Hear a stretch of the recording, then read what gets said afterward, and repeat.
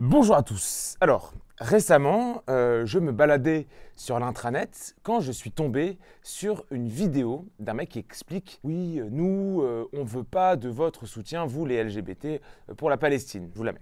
Bon, je crois qu'il y en a, ils n'ont pas très bien compris là. Je vais le répéter. Les LGBT, les LGBX, les YZ, tout ça là, tous qui changent de trucs là, qui veulent changer la nature. On ne veut pas de votre soutien pour la Palestine.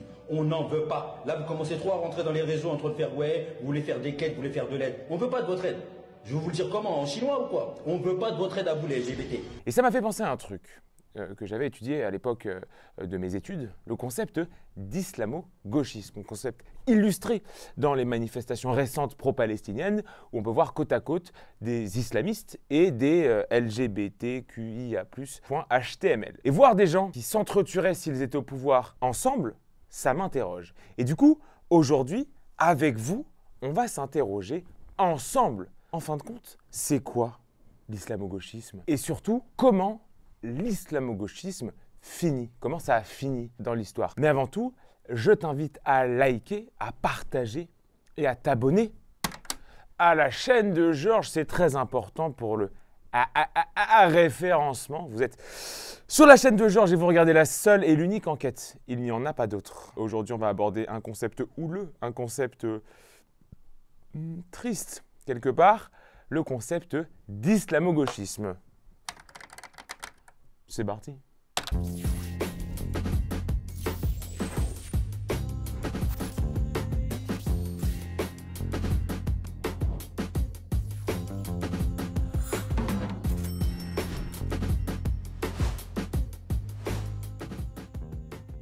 Et pendant que je vous tiens, les petits copains, j'aimerais vous parler d'un livre qui m'a particulièrement marqué ces derniers jours. Et ce livre n'est autre que celui-là, Paradis France. Et si tu es un amateur de bouquins comme moi, tu vas kiffer. C'est l'histoire de Charles de Bourbon, un très célèbre spationaute qui revient sur Terre après une mission qu'il a effectuée sur Mars. Il revient, mais entre-temps, la Terre a changé.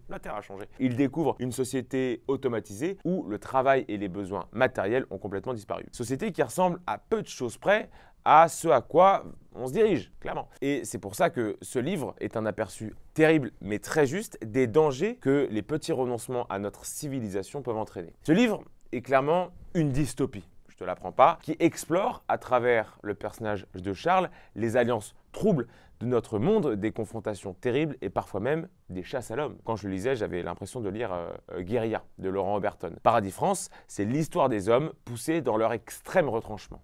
L'auteur, c'est Anton. Il a une vie de fou ce mec, puisqu'il a été croupier dans un casino, puis il a eu un accident d'équitation, et pendant sa période de convalescence, le mec n'a fait que lire, et on le remercie. Et si on parle du swag du livre, quand même, c'est quelque chose. On est sur une édition limitée avec une couverture spéciale fleur de lys, couverture qui a été faite spécialement pour notre collaboration entre Anton et moi. Si tu es intéressé par le livre, je te mets le lien dans la description, et nous on se retrouve pour la suite de la vidéo. Et pour commencer cette petite enquête, il faut définir les termes du sujet. Parce qu'en fait, c'est quoi l'islamo-gauchisme? L'islamo-gauchisme, et alors attention, tous les termes que je vais te dire sont ici dans la définition de l'islamo-gauchisme, sont très importants. L'islamo-gauchisme, c'est une alliance momentanée entre le gauchisme et l'islamisme. Là, dans ce que je viens de vous dire, dans cette définition que je viens de faire de l'islamo-gauchisme, il faut retenir trois choses. Que c'est momentané et que ça concerne l'islamisme et le gauchisme. La gauche, de manière générale, c'est très vague de définir la gauche, mais on pourrait la définir comme une pensée politique qui regroupe les partis et les mouvements qui prônent des réformes sociales, l'égalité économique et de manière générale, de manière un peu plus globale, la justice sociale. Le gauchisme, qui est différent de la gauche, qu'on fait naître généralement après ou alors pendant mai 68, mais qui est défini par Lénine dès 1920, c'est une gauche, je cite Lénine, faussement radicale, extrême, qui refuse tout compromis et qui par conséquent empêche l'avènement de la gauche. C'est ce qu'il appelle la maladie infantile de la gauche, parce qu'il y a un peu un rapport enfantin au pouvoir. Bref, on va y retrouver le trotskisme de Léon Trotsky, qui a écrit La Révolution permanente, qui veut bien dire ce que ça veut dire, le maoïsme, l'anarchisme et le situationnisme, dont j'avais déjà parlé dans ma vidéo sur les Black blocs. Et en fait, le gauchisme n'a jamais été populaire, démographiquement j'entends, mais il a compensé sa marginalité politique par deux choses essentielles. Sa place dans la société et, par définition, sa radicalité. C'est pour ça qu'on parle de gauchisme culturel et pas de gauche culturelle. C'est pour ça que des gens qui ne représentent démographiquement, électoralement personne peuvent se permettre d'influencer le débat public avec des concepts antiracistes, des concepts woke, des concepts antifascistes et révolutionnaires. C'est que le gauchiste, ontologiquement, quelque part, le gauchiste est un bourgeois. Et c'est un bourgeois énervé, un bourgeois en colère. Donc voilà pour la première composante de cette alliance islamo-gauchiste. Et ensuite, on a l'islamisme, qu'on va évidemment distinguer, tout comme on distinguait le gauchisme de la gauche, qu'on va distinguer de l'islam. L'islam, on le sait, c'est une religion pratiquée par 1,8 milliard de personnes dans le monde. Et au sein de l'islam, on va avoir pléthore, comme diraient les profs de latin, on va avoir pléthore d'écoles différentes. Déjà deux grandes, on le sait, le sunnisme et le chiisme. Et ensuite, plein de visions différentes de la place que doit avoir l'islam, et plus généralement la religion, que doit avoir la religion dans la société. On y reviendra, mais je mets de côté les mouvements nationalistes arabes comme le bassisme ou en Turquie, le kémalisme d'Atatürk, quoi, bref. Mais au sein de l'islam et des pays musulmans, on va avoir plein de variantes. Variantes qui concernent le rôle que doit jouer cette religion spécifiquement, l'islam, dans la société. On va avoir le soufisme qui est un courant qui met l'accent sur la quête personnelle avec Dieu, qui est, on pourrait dire, apolitique. On va avoir le sécularisme qui veut une séparation entre la religion et l'État, et c'est les deux mouvements nationalistes dont je parlais un peu plus haut, le kémalisme et le bassisme, et plus généralement le nationalisme arabe qui était parfois très anti-religieux. L'islamisme, c'est un courant politique qui prône l'application stricte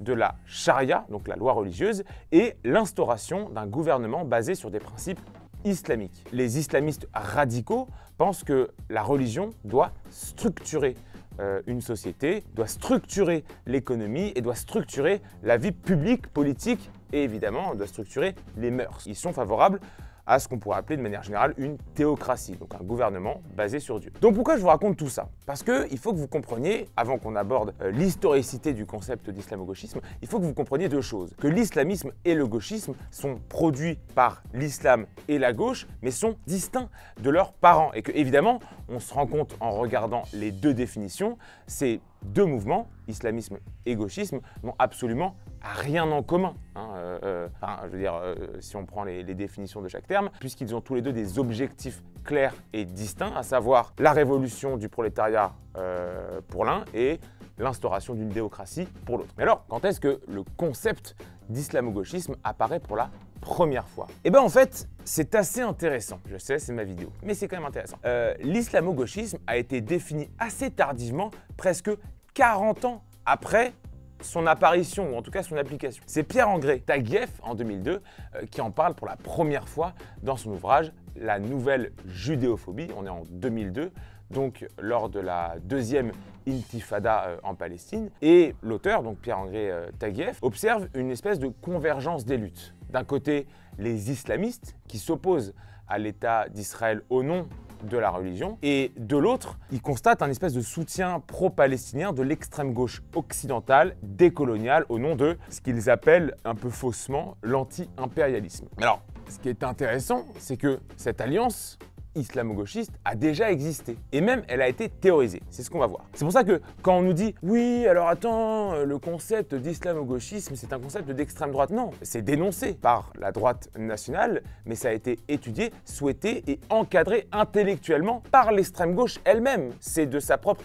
initiative qu'on tient le concept d'islamo-gauchisme. Et il faut aborder deux histoires ici. Notre première histoire, elle est assez darkos. On est en 1979 en Iran, pour remettre un peu de contexte, le Shah d'Iran, le Shah d'Iran Mohamed Reza Pahlavi est très violemment contesté. Très violemment contesté, il y a des manifestations monstres. Et on va avoir deux factions, en tout cas deux groupes factieux qui s'opposent au Shah d'Iran. Les islamistes, menés par Khomeini qui est en exil à l'époque, en France notamment, et la gauche. Parmi l'extrême gauche, on a un groupe marxiste islamiste, le MEK, pour Organisation des Moudjahidines du peuple iranien, le Parti communiste iranien, le Toudeh, et Fadayan el-Khalq, donc qui est une organisation de guérilla marxiste-léniniste. Alors si vous avez vu le film Persépolis de Marjane Satrapi, l'oncle de Marjane, Anouch, qui est blond dans le film, l'oncle de Marjane, c'est pas dit officiellement,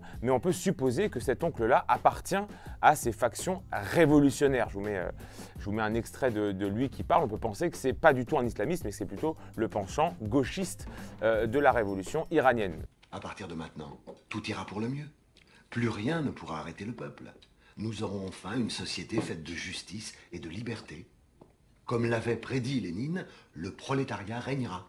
Donc Anouch, t'as passé combien de temps en prison? 9 ans, mon enfant. Alors, fun fact, dans la version anglaise du film Persépolis, Anouch est doublé par Iggy Pop. Voilà, vous pourriez le ressortir à un dîner. Ces deux groupes, l'islamisme et les gauchistes, se disent qu'à raison, seuls, ils ne pourront rien faire face au Shah et qu'ils ont besoin d'unité. Du coup, ils s'unissent. Je plaisante, c'est des chiites. Plus sérieusement, ils sont unis, ces deux groupes-là, les gauchistes et les islamistes, ils sont unis par évidemment l'opposition au Shah d'Iran, mais aussi dans un contexte de guerre froide, ils sont unis par la détestation du bloc occidental et des États-Unis. C'est ce qu'on a appelé l'anti-impérialisme. Et alors vous allez me dire, oui, mais on est en Iran, donc ça concerne que les Iraniens. Et non, enfin si.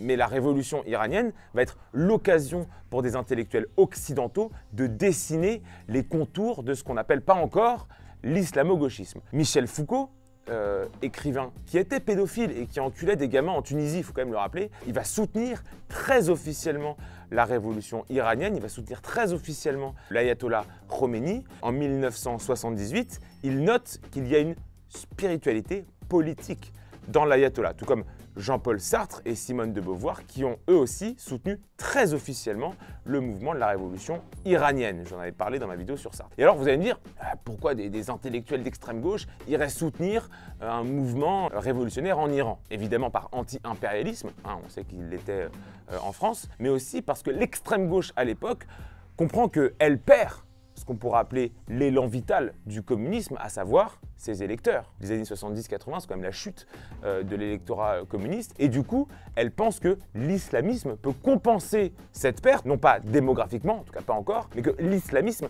peut redonner une espèce d'impulsion de vie, une union, et il faut bien le dire, de la chair à canon au communisme, parce qu'en manifestation, face à la police iranienne, en général, c'était les islamistes qu'on envoyait au front. Quand on étudie la révolution, et je vous invite à lire l'Iran entre deux révolutions d'Ervan Abramanian, on se rend compte qu'en 1979, en Iran, tout le monde pense qu'il encule l'autre. Je m'explique, les islamistes se disent qu'ils buteront l'extrême gauche à leur arrivée au pouvoir, et l'extrême gauche se dit qu'ils buteront les islamistes à leur arrivée au pouvoir, comme ils l'ont fait en Afghanistan, on en parlera peut-être un peu plus tard. Dans ce contexte-là, dans ce contexte de projection d'enculerie des groupes l'un sur l'autre, les intellectuels français sont à des années-lumière de comprendre qui est l'ayatollah Khomeini. Ils le voient comme un espèce de vieux papy révolutionnaire, il est tout petit mignon, il a un petit chapeau trop mignon et tout. Et c'est pour ça que je vous parle des intellectuels français et de l'extrême gauche iranienne, parce que c'est deux groupes distincts et qui ne sont pas animés par les mêmes choses. Ces deux groupes soutiennent l'islamisme, mais pour des raisons différentes. Les Michel Foucault, les Jean-Paul Sartre et les Simone de Beauvoir pensent très sincèrement que l'islamisme va sauver le monde du capitalisme. Et ces gens-là sont ce qu'on pourrait appeler particulièrement romantiques. Ils ont vraiment une vision romantique de la révolution et une vision romantique de l'islamisme. Mais c'est un soutien qui est très bourgeois, très occidental. L'extrême gauche iranienne, elle est militarisée, elle est révolutionnaire et elle est parfaitement consciente qu'elle doit mater l'islamisme une fois au pouvoir. On est le 1er février 1979 et l'ayatollah atterrit en Iran après 15 ans d'exil. Le Shah est parti, du coup les souris dansent. Bon, allez, j'arrête avec cette blague du chat et de la souris, ça va être chiant. Donc l'ayatollah, une fois arrivé au pouvoir, il fait voter une république islamique d'Iran, approuvée par 98% des votants. Donc là, l'extrême gauche se dit on est sûr du projet là parce que c'est pas trop ce qui était prévu. Et alors entre 1979 et 1981, là ça se régale. Les groupes de gauche commencent à ne plus avoir le droit d'exister, assez chiant pour pérenniser un message politique. Mais alors dans les mois qui suivent l'arrivée au pouvoir de l'ayatollah, les gauchistes, qui étaient une composante de l'Alliance, se font littéralement exterminer et enfermer dans des camps de prisonniers politiques. Tous. Il n'y a pas un seul mec gauchiste qui a participé à la révolution qui ne s'est pas fait enfermer. Au programme pour les gauchistes, alors je cite un rapport d'Amnesty International, suspension par les bras, flagellation, violence sexuelle, viol pour les femmes et privation répétée de sommeil et de nourriture. Le tout dans l'objectif d'avoir des informations sur les membres des autres groupes et le tout organisé par les désormais très influents, ils le sont encore aujourd'hui, les fameux gardiens de la révolution. Alors cette purge en Iran, elle est très documentée compte tenu des liens qu'avait l'extrême gauche iranienne communiste avec l'extrême gauche mondiale de manière générale et puis plus spécifiquement avec le communisme mondial. Et il y a un pattern qui revient dans ce genre d'exaction. On prend les membres influents, je note influents parce que vous allez voir que plus tard ça va changer. On prend les membres influents de l'extrême gauche, hop, on les met dans une camionnette. Si tu es une femme, tu passes une sale nuit parce que tu as une équipe de foot de gardiens de la révolution qui ont la dalle. On te brûle la plante des pieds pour avoir des informations sur ton groupe politique. C'est raconté dans Persépolis. On te torture, donc du coup tu poucaves et tu meurs d'épuisement. Ça, donc c'est la première phase de la fin de l'alliance islamo-gauchiste de 1979 à 1981. Là on se dit, c'était pas forcément une super strate, cette alliance islamo-gauchiste. Mais vous n'avez rien vu. 8 ans s'écoulent, et entre autres une guerre entre l'Iran et l'Irak, donc évidemment les tensions internes, on les gomme. On se retrouve en 1988. Les groupes d'extrême gauche continuent d'exister, même si tous les chefs sont exilés, morts ou suicidés de 8 balles dans la nuque. Et là, l'ayatollah émet une fatwa contre les marxistes, dont je parlais tout à l'heure, les fameux membres du Moudjahidine du peuple iranien. Et d'autres gauchistes évidemment, mais c'est surtout ce groupe-là qui est visé. Il prend un prétexte fallacieux de lutte contre l'espionnage, mais dans les faits, il bute tous les marxistes. Et là, vous allez me dire, non, Georges, je peux pas te laisser dire ça, là, tu es en train d'exagérer. On se tient bien là? On est prêt pour les chiffres que je vais balancer? Entre août et septembre 1988, dans les prisons de Téhéran, 33 personnes sont pendues toutes les demi-heures. Toutes les demi-heures, 33 pendus. 33 gauchistes pendus toutes les demi-heures. On est sur grosso merdo 8000 pendus ou exécutés en 2 semaines. Autant te dire qu'avec ces stats, t'envoies un message fort au gauchisme. Enfin, si on se rend compte, les islamistes ont buté 33 mecs toutes les demi-heures, avec des horaires de boulanger, genre 5h, 20h quoi. Un rapport d'Amnesty International montre aussi des viols de masse et des crimes sur des gamins de 13 ans qui étaient accusés d'être des gauchistes. Donc à ce moment-là, 1988, les Foucault, les Sartre et les de Beauvoir, et puis plus de manière générale les communistes iraniens, et tous ceux qui avaient souhaité l'alliance avec les islamistes en 1979, ils regardent leur pompe. Et évidemment, ils se disent qu'ils ont déconné quelque part. Et alors là, les gens de gauche, qui n'étaient pas révolutionnaires, mais qui étaient d'une gauche, j'allais dire, modérée, ils se disent « Ouf, on l'a échappé belle, hein. Ah là, maintenant, on va pouvoir vivre tranquille, peu de répression politique. » Nope, ça va pas se passer comme ça. Parce que le pouvoir iranien, il se dit « Bah attends, on va pas s'arrêter en si bon chemin, et on va buter tous les gens de gauche. Tous. En Iran, en 1988, tu es de gauche, tu meurs. » Et là, j'ai envie de dire, le gouvernement iranien, il est dans la perf. Il veut scorer. Là, il est en mode battle royale. Dans chaque prison, on envoie l'idiot du village et un déficient mental. On leur fout un maillet de justice et on va avoir des questionnaires pour les gauchistes de 2 minutes qui définissent si tu peux vivre ou s'il faut que tu meurs. Exemple de question, est-ce que tu es musulman? Oui, ok, non, tu meurs. Autant te dire que si tu parles de Dieu à un communiste, normalement, il bloque. Bilan de cette répression, de cette féroce répression, plusieurs dizaines de morts, on ne sait pas exactement combien, les statistiques officielles n'ont évidemment jamais été publiées, mais on parle de plusieurs dizaines de milliers de morts. Intéressant pour notre propos sur l'islamo-gauchisme, la majorité des gens qui vont être exécutés dans la période 1979 et 1988 en Iran, pour des raisons politiques évidemment, c'était des étudiants. Et vous commencez à voir les analogies possibles avec d'autres situations. Et tout à l'heure, je vous disais que le concept avait été pensé et appliqué avant même d'être défini. Et ben mon salaud, il y en a un qui l'a carrément théorisé. On est en 1994 en Angleterre et un trotskiste du nom de Chris Harman écrit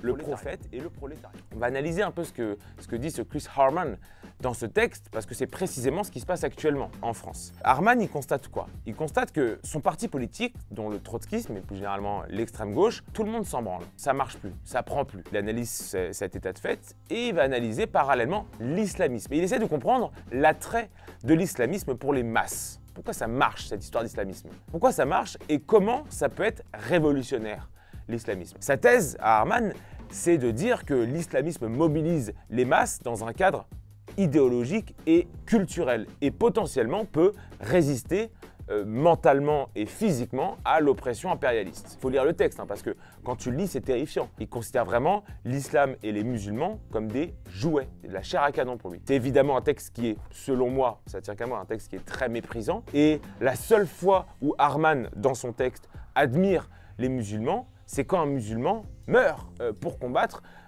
une oppression. Et le plus intéressant dans ce texte, donc dans le prolétaire et le prophète, dans le prophète et le prolétaire, c'est que Harman, il est conscient que l'islam et la gauche sont deux projets de société radicalement opposés, voire irréconciliables sur tous les points. Et on pense à la répression islamique en Iran, mais aussi, et on y reviendra, à la répression communiste sur les musulmans en Afghanistan, avant et pendant la guerre avec l'URSS. Donc Harman, il sait tout ça, il sait que ça va pas marcher. Mais il explique que l'islamisme, parce qu'ils n'ont pas le même rapport à la mort, parce qu'ils sont organisés, parce qu'ils sont déterminés, parce qu'ils sont engagés mentalement dans leur projet, les musulmans, selon Hartmann, peuvent servir le projet révolutionnaire trotskiste. L'islamo-gauchisme, tel qu'il est défini par la gauche elle-même, c'est une instrumentalisation à dessein des musulmans. Le texte le dit, c'est pas moi qui le dis, c'est le texte. On va pas critiquer tout le texte en soi, ce serait assez chiant et un peu long, mais on peut avoir deux petites critiques quand on lit le texte. La première, c'est que partout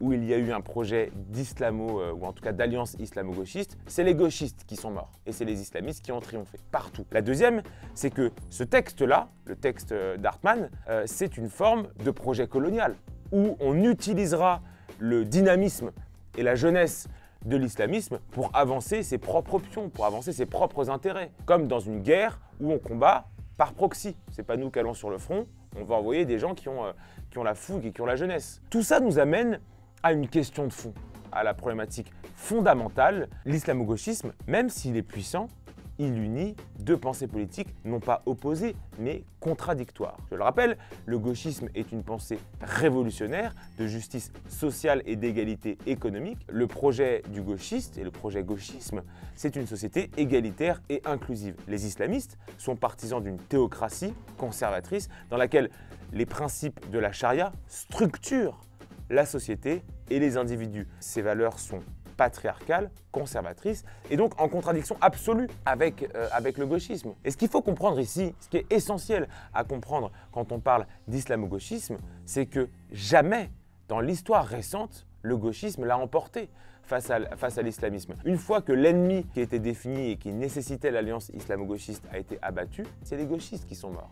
Même pire, dans les alliances islamo-gauchistes qu'on a pu constater, on a toujours assisté à la fin à l'éradication physique des gauchistes avant l'éradication d'autres factions. En Iran, par exemple, à la fin de la révolution de 1979, la chasse aux marxistes et aux révolutionnaires de gauche s'est souvent faite avant de s'attaquer au soutien du Shah d'Iran. Et c'est en ça, parce qu'il y a une contradiction intrinsèque dans cette alliance, que l'ennemi, en l'occurrence l'Occident, est fondamental. L'ennemi n'est pas utile, il est essentiel. Pourquoi? Parce que tant qu'on a un ennemi commun dans le projet islamo-gauchiste, on n'est pas obligé de s'attarder sur ce qui nous différencie. Ah oui, on est occupé à combattre l'ennemi. En l'occurrence, l'ennemi des islamistes et l'ennemi des gauchistes, c'est l'Occident. Pour l'instant, et je dis bien pour l'instant, chaque conquête sur l'Occident profite aux gauchistes et aux islamistes. Mais si on prend le cas, par exemple, de notre pays, si on prend le cas de la France, c'est moins frontal que durant la révolution iranienne, mais il y a une alliance islamo-gauchiste. Le gauchisme va déconstruire l'Occident en déconstruisant les attributs de l'Occident. C'est les attaques sur notre histoire, c'est les attaques sur l'homme blanc, c'est la culture de l'excuse, c'est la fin des frontières, c'est le discours anti-flic. Et une fois que l'Occident est affaibli puisqu'il doute de sa propre légitimité morale, sa propre légitimité historique. L'islamisme débarque et met en place une stratégie de conquête. C'est pour ça que ça n'a aucun sens d'en vouloir à l'islamisme qui ne prospère que sur l'affaiblissement de l'Occident qui a été induit par le gauchisme. Et par ailleurs, l'islamisme, et non l'islam, bien de faire la différence, a toujours été conquérant. Avant d'aborder la dernière partie de cette vidéo, j'aimerais faire un petit disclaimer assez rapide. Quand j'ai bossé sur le sujet de l'islamo-gauchisme, j'ai vu que les détracteurs du concept d'islamo-gauchisme, qui n'a pas de sens d'être détracteur de ça parce que c'est pas nous qui l'avons inventé, bref, expliquaient que c'était une manière de discréditer une pensée politique à l'instar du fameux judéo-bolchevisme. Alors, premier élément, c'est factuellement faux. C'est factuellement faux. Je ne critique pas, moi, l'islamo-gauchisme, qui est par ailleurs très efficace. On parle de la révolution iranienne ou de certaines alliances en Afghanistan et même de la stratégie de la France insoumise, ça marche, l'islamo-gauchisme. Je montre juste que l'islamo-gauchisme est une contradiction. C'est juste ce que je fais. Contradiction qui amène factuellement, et là c'est historique ce que je dis, qui amène factuellement, une fois l'objectif atteint, qui amène l'éradication physique du gauchisme. Ensuite, comme le disait Nolte, le judéo-bolchevisme repose sur des stéréotypes antisémites qui voudraient croire à une espèce de grande conspiration mondiale des juifs via le communisme. A l'inverse, et je crois que je l'ai prouvé dans cette vidéo, l'islamo-gauchisme, c'est pas une conspiration. Il a été théorisé et il a été appliqué durant les 50 dernières années, notamment en Iran. Maintenant, à la question comment tout ça finira, la réponse, c'est très mal. C'est très très mal. Imaginons demain que l'islamo-gauchisme arrive à ses fins et que l'Occident, ou en tout cas la France ou la Belgique, tombe et qu'on mette en place un espèce de califat ou en tout cas un pouvoir théocratique. Les premières victimes, c'est pas moi, c'est pas nous, pas les hommes. Ça va être les femmes, les minorités sexuelles, les LGBT, les milieux universitaires, soit tous ceux qui auront soutenu cette ascension au pouvoir de l'islamisme. Tout comme les premières victimes en Iran, ça a été les minorités et les étudiants. Et je ne parle pas dans le vide. Ces situations, elles ont existé avec des paramètres qui sont vraiment semblables et qui ont abouti à l'éradication du gauchisme dans les pays concernés. La preuve, dans tous les pays où l'islamo-gauchisme a eu un poids, donc l'Afghanistan en partie, l'Iran et la Palestine, aujourd'hui, il n'y a plus de parti de gauche. Ça n'existe plus la gauche dans ces trois pays-là. Ils ont été soit interdits, soit ils sont en exil, soit ils sont opprimés, soit ils sont tous morts. C'est ça la réalité de l'islamo-gauchisme. Merci à tous d'avoir suivi cette vidéo. N'hésitez pas à liker, à commenter, à partager et surtout à me dire ce que vous en pensez aussi. Et surtout à vous abonner à la chaîne de Georges, c'est très important pour le référencement. Prenez soin de vous et de vos proches. Vive la France et vive ce qu'il en reste. Time.